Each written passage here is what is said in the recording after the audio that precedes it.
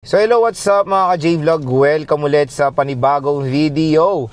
And for today's video, another phone comparison na naman ng ating itatakil, and this time, iPhone 11 Pro versus the iPhone 12 Pro. Ano kaya ang magandang Pro Series affordable na pwede natin ma-purchase sa Green Hills? Tara mga ka-J-Vlog, check natin.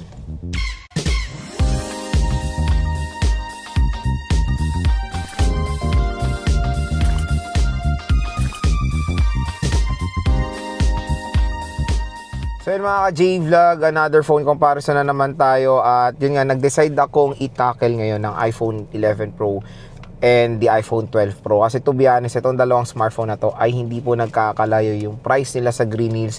Dahil yung pre-love iPhone 11 Pro, 64GB is very affordable na lang. I think makakuha na kayo na ng 14 to 15,000 for the 64GB na iPhone 11 Pro. 256GB is around 17 to 18,000 pesos. Tapos yung 12 Pro kasi ngayon is nag-price up siya doon, syempre sa ating nire-recommend na seller sa Green Hills, si Ate Mayet. So ano na lang siya, yung 128 niya, 20,500 pesos ay ano na, 20k or 19,500 pa nga for cashback. I think sale lang nila yan. So sabihin na natin yung range ng 12 Pro is sa 128 is 20 to 21,000 pesos. 256 is 22 to 23,000 pesos. So kung mapapansin nyo, hindi naman ganun nagkakalayo yung price ng 11 Pro at 12 Pro, kaya maganda rin sila i-compare sa isa't isa. At syempre, marami ring mga consumers nagde-decide na bumili ng iPhone ngayon sa Green Hills at nalilito kung ano ba ang magandang bilhin, 11 Pro ba or iPhone 12 Pro. So dito sa ating video, stay tuned lang dahil yun nga, ko-compare natin kung ano ba ang maganda or perfect bilhin ngayong 2025. At syempre, saan pa ba tayo bibili ng mga legit iPhones? Wala nang iba kundi sa nire-recommend nating seller, si Ate Mayet ng CMB Gadgets. So again, yung stall nila isa sa stall XA07, second floor, Green Hills, San Juan City sila ngayon January 2025. At again, kung meron kayong mga inquiries about sa mga iPhones, yung kanilang Facebook page, sa description box yung link niyan, check nyo na lang. Sabihin nyo lang napanood nyo sa vlog, automatic yung bibigyan pa kayo ng discount ng shop na yan.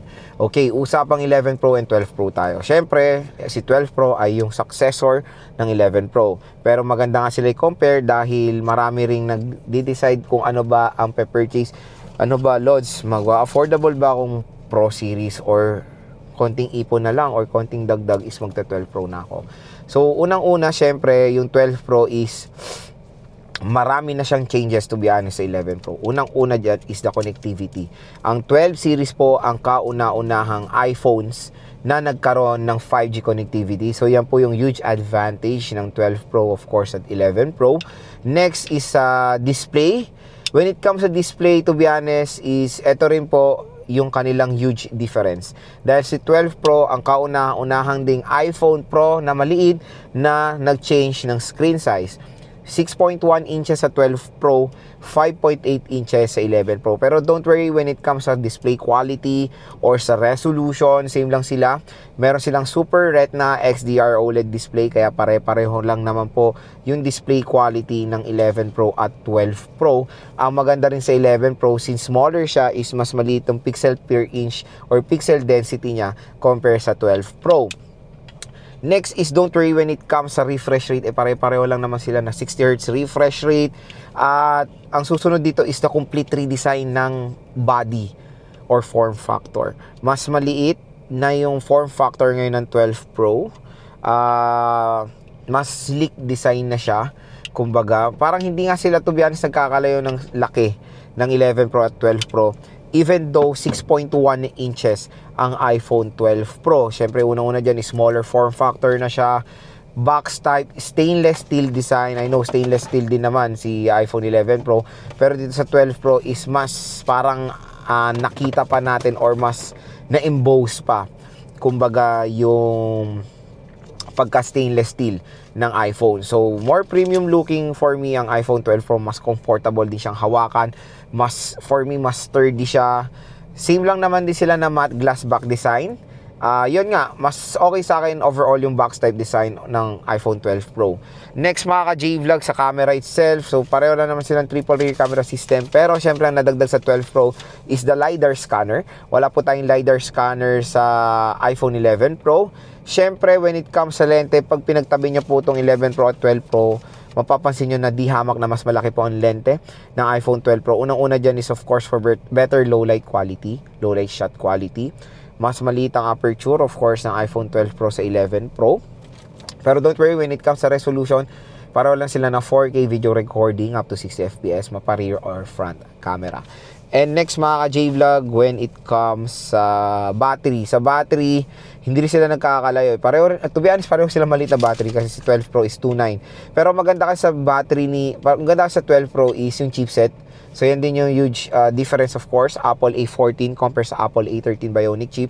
Sa Apple A14 kasi dito po sinasabi ni Apple or fineflex nila since maliit yung battery capacity ng mga iPhones or ito yung na-explain nila dito. Maliit naman yung processor nung Apple A14 kasi sabi nila mas power efficient siya kaya even though na maliit daw yung battery, power efficient naman yung chipset, matagal pa rin siya malobat. Pero again, tulad naman sinasabi ko sa mga ibang video ko, yes, sa iOS na yon nung 2020 is super optimized yung iPhone 12 series. Pero time goes by, nagkakaroon tayo ng update every year, nagkakaroon ng additional features yung mga iOS na nagre-record din ng battery. Kaya merong mga tendency talaga na mas mabilis na pong malobat ang mga 12 series ngayon compare nung una sila lumabas. At syempre, yung iba is mga na-degrade na yung battery niyan. Kaya again, pag bibili kayo ng iPhone sa green sa mga pre-lab, usually makakita na kayo ng range na ng 80+% battery health. Again, all goods yung mga ganong battery health dahil ang pinaka the best or advisable talaga na palitan ng battery 70% below. So kung nasa 79, 75, all goods pa yan, wag ko yung mag-alala. As long as the performance of your iPhone is okay, hindi naman naglolo ko yung battery, hindi naman sobrang bilis mag-overheat, hindi tumatalon yung percentage, hindi mabagal ang pag-scroll, okay na okay pa naman ang inyong iPhone kahit na service pa ang battery niyan.